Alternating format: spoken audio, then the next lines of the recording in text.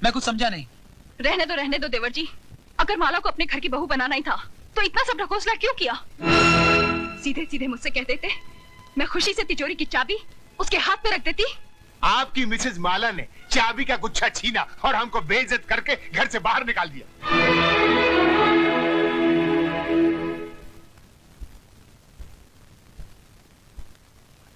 माला, माला, बदतमीज, क्या समझती है अपने आप को? हाँ? इस घर की मालकिन बड़ों के मुंह लगती है? जान से मार दूंगा तुझे। क्या हो रहा है सब? बस करो। रुक जाइए रमेश भैया, आपको मेरी कसम जो बीच में आए। मैं जानती हूँ कि आपके दिल में मेरे लिए हमदर्दी है, लेकिन आज आप भी उन सब की तरह तमाशा देखिए जिनके दिलों की हसरत आज पूरी होगी। हाँ तो मिस्टर हस्बैंड, रुक क्यों गए? दिखाइए अपनी मर्दानगी और इस बेल्ट से लिख दीजिए मेरी पीठ पर कि मैं तुम्हारी पत्नी नहीं हूँ। लेकिन याद रखना, जितने भी जख्म दोगे हर जख्म से एक ही आवाज आएगी, जीते जी इस घर से कभी नहीं जाऊंगी। जाऊंगी तो मरने के बाद, वो भी तुम्हारे कंधे पर सवार होकर। तुम्हारी ये हसरत मैं अभी पूरी करता हूँ।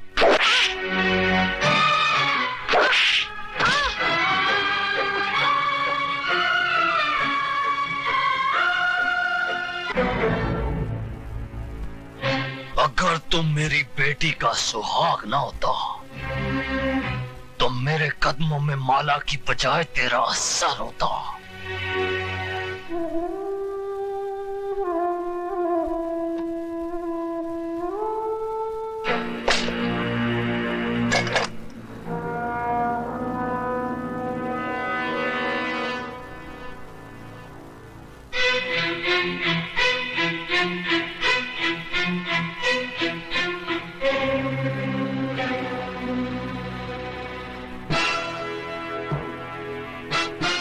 चला गोली, अगर तेरी मां ने दूध पिलाया है तो चला गोली, चला गोली।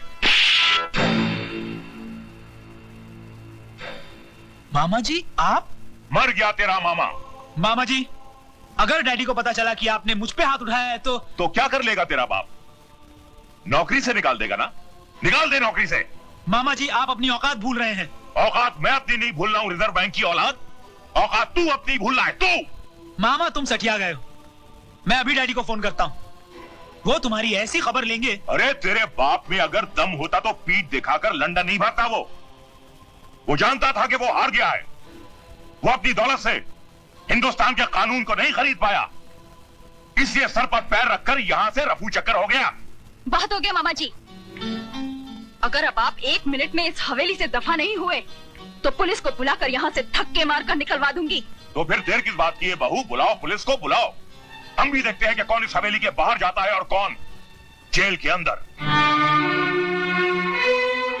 ये जख्म देखते ही तुम्हारे हाथ में ये जो सोने के कड़े हैं ना, ये लोहे के कड़े हो जाएंगे।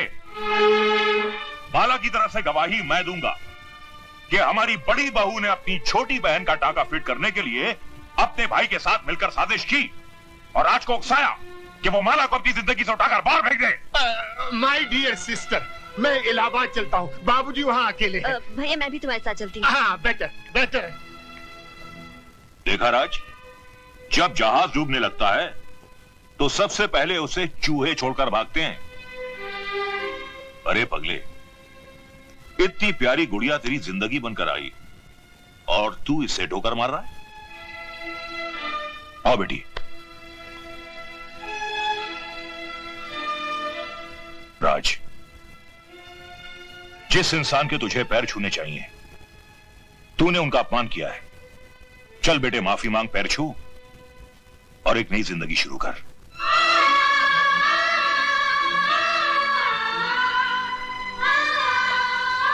मुझे माफ कर दीजिए। ऐसा अनर्थ मत कर बेटा, मैंने तो कन्यादान किया है। तू मेरे पैर छुएगा तो मैं तो सीधा ही नरक में चला जाऊंगा। देखा बेटे, इसे कहते हैं महान आत्मा। तूने इनकी बेटी पर इतने जुल्म ढाए और इन्होंने तुझे एक पल में माफ कर दिया।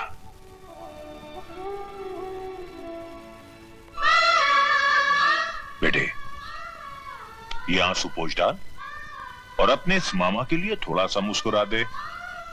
मुस्कुरा। Hello Rai Bahadur here. जीजा जी, आपने बिल्कुल सही वक्त पर मुझे यहां भेज दिया। अगर जरा सी भी देर हो जाती तो यहां महाभारत का आखिरी एपिसोड हो गया होता। साले साहब, क्यों पहेलियां बुझवा रहे हो? कहावत है कि बगैर उंगली टेढ़ी किए घी नहीं निकलता। मैंने स्टाइल बदल दिया है, उंगली सीधी कर दी है।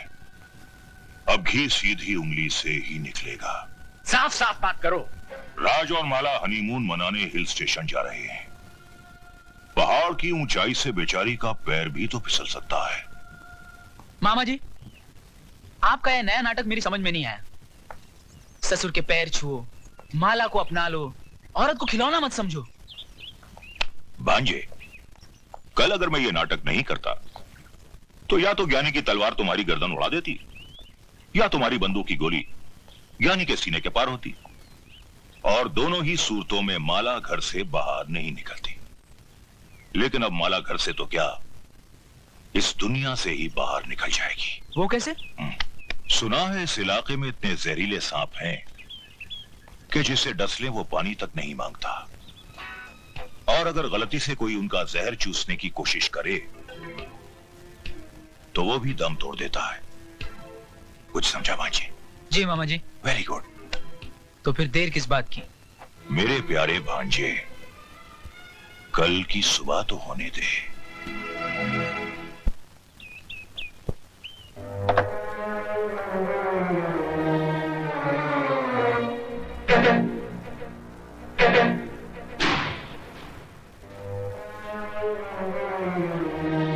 Very good.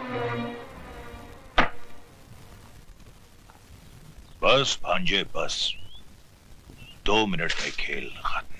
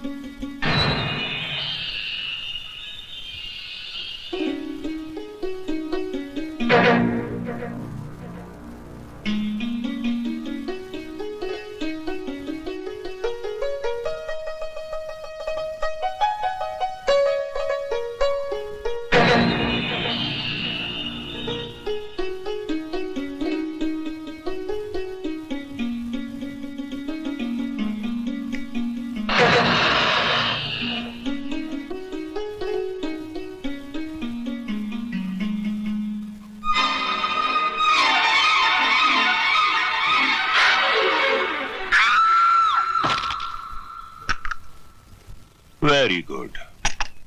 भांजे, माला की आखिरी चीख तुम्हारी आजादी का ऐलान है। जाओ भांजे जाओ, अपनी कानूनी बीवी के आखिरी दर्शन कर लो।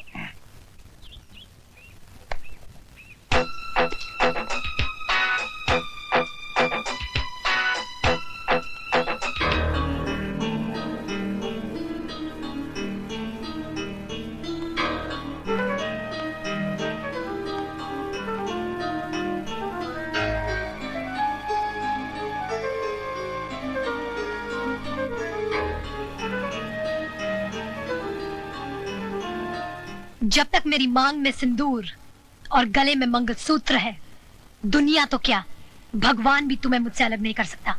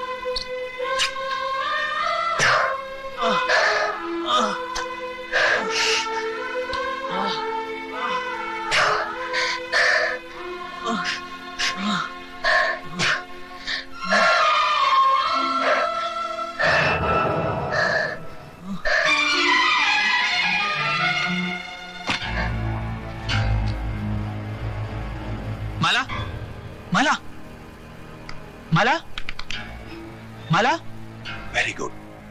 माला, माला।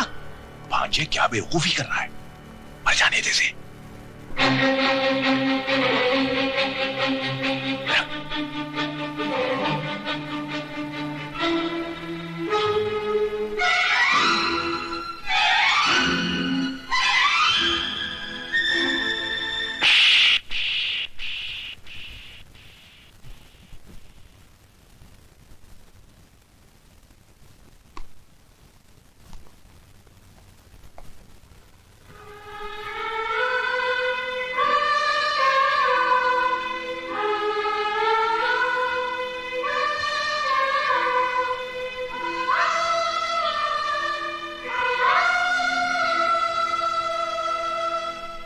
मिस्टर राज, आप किस्मत वाले हैं।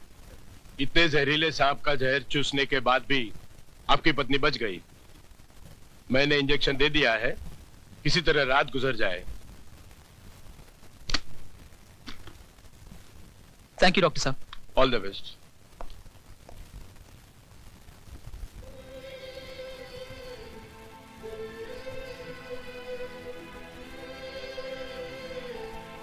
बहू में बाजी हार गया। राज ने आशिकों की तरह अपना दिल माला के कदमों में रख दिया है। अब वो माला को मरने नहीं देगा। लेकिन मैं माला को जीने नहीं दूंगी। वो कैसे? आजकल हर घर में नई नवेलियां आग से जलकर राख हो जाती हैं। ये भी उसी तरह। Very good. तो फिर देर किस बात की? चिता सजाइए, लाश आती ही होगी।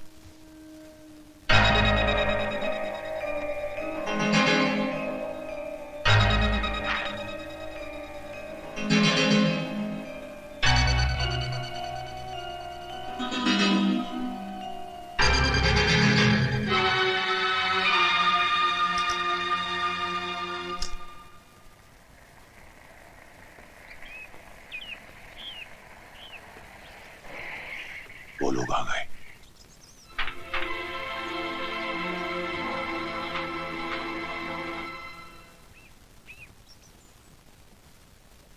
अरे भाभी, आप यहाँ? भाई मैंने फोन कर दिया था कि बहू की तबीयत खराब है, बेचारी दौड़ी चली आई। माला, मुझे माफ कर दो। मैंने तुम्हें गलत समझा। जिसे मैं पत्थर समझ रही थी वो तो हीरा निकली। राज, मेरी बहन को पलकों पर सजा के रखना।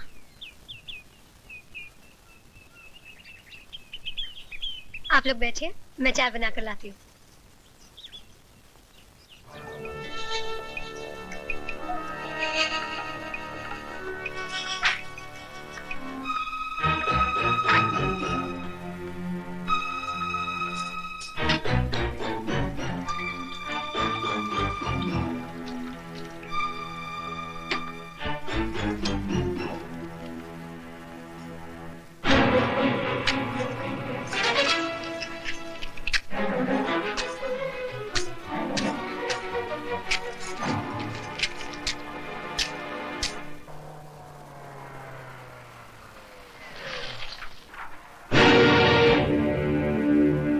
देखो संभाल के।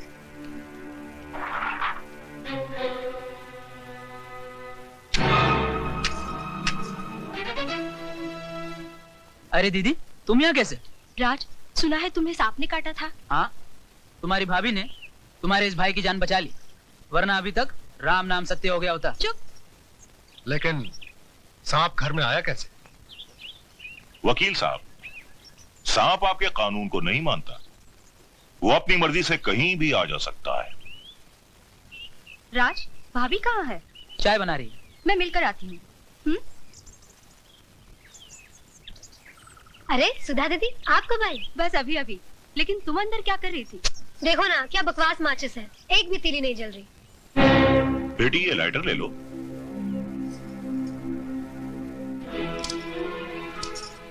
माला, दे दो ये लाइटर मुझे। ये तुमसे नहीं जलेगा। तुम जाकर बैठो, चाय मैं बनाकर लाती हूँ।